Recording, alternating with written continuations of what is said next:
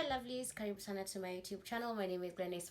Thank you so much for joining us if you're new here. If you're a returning viewer, asante sana sana sana. Thank you so much for all the guys who've been subscribing. We're finally at 600 subscribers. Thank you guys, thank you so much. If you're new to this channel and you like this content, please be sure to subscribe, to like this video, and to comment down below on your thoughts, as we will be talking about the cost of law school in Kenya. So let's get into it. Expensive. It is not just expensive here in Kenya, it's expensive in the world over. There are so many people who experience student debt because they pursued the profession and they're not able to pay off that debt, and it's just something that is very, very, very heartbreaking, especially for people who want to acquire a legal education. And because of this, I thought it's important to do this video for anyone who wants to join law school so that they can know how expensive it is or what they're getting themselves into. Before I go far into this video, I just want to encourage you guys to keep watching, because at the very end, I'll be trying to help someone who has a bit of student debt to clear it, so stay tuned. So this could be the University of Nairobi, Kenyatta University, Moi University, most recently my university, Jomo Kenyatta University, started offering the law for government-sponsored students. So that's the first step. If you are watching this and you are in high school, I encourage you, if this is the profession you want to explore, once you are in Form 4, when you are asked what career or profession you want to pick, if law school is what you're going for, put it down in those forms as your first option. And as I've told you before, research on the university that you want to go to. Once you have that research, put down that university as your option. Then go into working very, very hard to pass your examinations so that you have the essential cluster points. Now, in the event that you haven't gotten the cluster points that you require, the next program that is available to you is what is known as Module 2, basically meaning that you haven't been sponsored by the government to go to school. Being sponsored by the government to go to school is important because it reduces your fees to the bare minimum. I know people who paid 30,000 a year in school fees. So please, if you can make it work and get that government sponsorship, please do. Please work very hard, get your cluster points, get the best grades that you can, be best prepared for your examination. In the event that unfortunately you're not able to, the other option is Module 2. First option that you have is your parents or your guardians, where basically sit down with them and see if this is something that is financially feasible for your parents and this is something that they can afford, because you also want to be considerate in terms of how you're getting an education. If your parents are able to afford it, well and good, they can cover your school fees.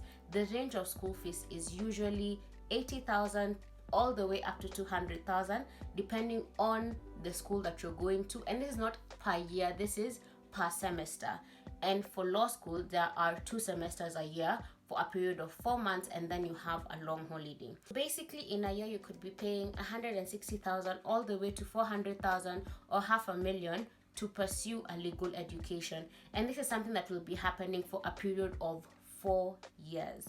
Now, I need you to know this so that you can be very, very clear in how you'll be getting these school fees, and you can at least have a plan moving forward so that when you get there, you cannot have the stress of dealing with issues of school fees. I know life happens. I know there are so many challenges that happen financially. Looking at the pandemic alone, like COVID killed so many sources of income, and it's really, really difficult to be able to keep up with fees. I have seen so many people asking for, crowdfunding to be able to just clear their fees and to graduate. And it breaks my heart to see people who want to pursue this very noble profession not being able to do it because they haven't been able to cover their school fees. If your parents are not able to do that, the next option is your relatives and your guardians. If you have your guardians, sit down, have a conversation with them. And as you get into law school, I have said this before and I will link all the essential videos that you need to watch. Please, please, please put your best foot forward. Remember, the grade that you get in first year will matter to your overall grade in 4th year. So don't get in and start joking around. Get in and work hard, because you are in a program that is extremely expensive for most people. If your parents, your guardians, your relatives are not able to raise this money, move into private sponsorships. Now, I hope a lot of you know that this is an available option for you, and I'll say this especially for someone who may be watching this and you've already maybe pursued a first degree and you want to pursue a second degree. I'd encourage you to sit down with your employer, tell them that you would want to pursue the law as a second degree, and come up with a payment plan that they can be able to pay the education for you as you continue with your employment. The other option is go to organizations that offer aid for students. Apply everywhere where they're willing to give you aid for university. Also, in case you're someone who wants to pursue the law abroad, there are so many options that are available for Kenyans, Africans who want to study abroad. You can get a partial scholarship, you can get a full scholarship to either of these countries. So go to these organizations. They could be non-governmental organizations, they could be government agencies, they could be government sponsorships. Go for them, research them, find them, get them, and use them to your advantage. The other way that you can use to fund your legal education is through HELB. Now, the Higher Education Loans Board here in Kenya gives you a loan for you to pursue your education, and once you get a job, you can be able to repay this loan. As we all know, HELB has been around for a very long period of time. I encourage you, please apply and also be truthful in your application, and once you start working, start paying back this loan pole pole. Up to this point, I have talked about when you leave high school here in Kenya and you join law school for the 4-year period, and the cost per year we have seen can be all the way from 160,000 to 400,000, and for the 4 years we know that this monies can come up to 800,000 for an average law school that is offering module 2 all the way to over $1 million. That is just the 4 years in law school. We're not talking about a master's program. We're not talking about the postgraduate diploma that you get from the Kenya School of Law. We're not talking about additional courses that come in handy to you as a lawyer. That is only the cost of getting a law degree. Because even as we say that you're going to be spending close to $1 million, we're not talking about whether you will be commuting from home, whether you will need to look for a place to live that is close to your campus, whether you will be going to live in the school hostels, and basically the everyday cost of living. So as you're thinking about this, even as you're budgeting for that $1 million, please be very innovative in how you can make money in law school to sustain you. Get into competitions that offer prize monies, and do all this not just to build your CV, but also for it to be sustainable for you, and also inculcate the culture of saving.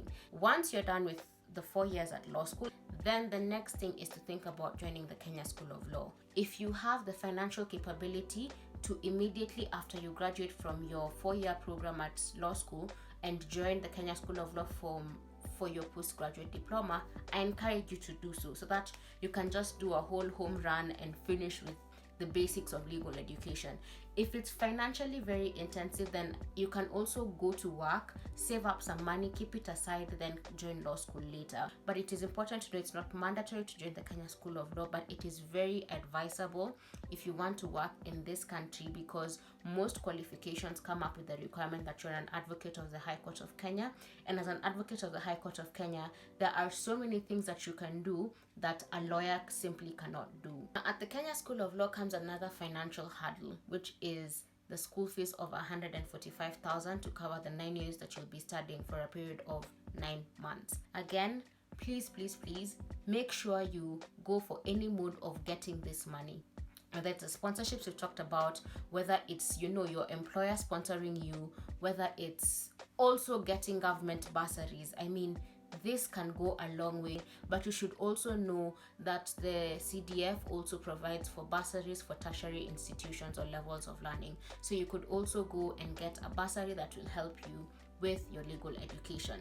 There is also 45,000 Kenya shillings that is paid to the Council of Legal Education to sit the bar exam. This totals up to 190,000 Kenya shillings, and this is just in terms of tuition and exams. This is minus whether you need to move out and live somewhere, or rent, or the clothes that you'll be wearing, because at the Kenya School of Law you're required to dress formally. Basically, the amount of money that you need in buying suits and looking appropriate and looking beautiful and spick and span as the profession requires, that is not covered. That is just a very summarized overview of the cost of a legal education in Kenya. Now bear in mind the examples I'm using are for universities based here in Kenya. I'm sure studying in the UK is definitely more expensive. Also studying in the United States is quite expensive, and in other countries like Canada and Australia that have these programs. Also, for any of you who may be watching this and can offer financial assistance to someone who's at the Kenya School of Law, it never hurts to sponsor someone and to help them achieve their dreams and ambitions. You can make their dreams come true and you can help them achieve a legal education. As I mentioned at the start of the video, I will be trying to help out someone who may be having some balance in the Kenya School of Law school fees. In case you have, an outstanding balance at the Kenya School of Law that is stopping you from sitting the exam, please drop me an email. This is because I had an opportunity to apply for some financial aid because of the work that I was doing before.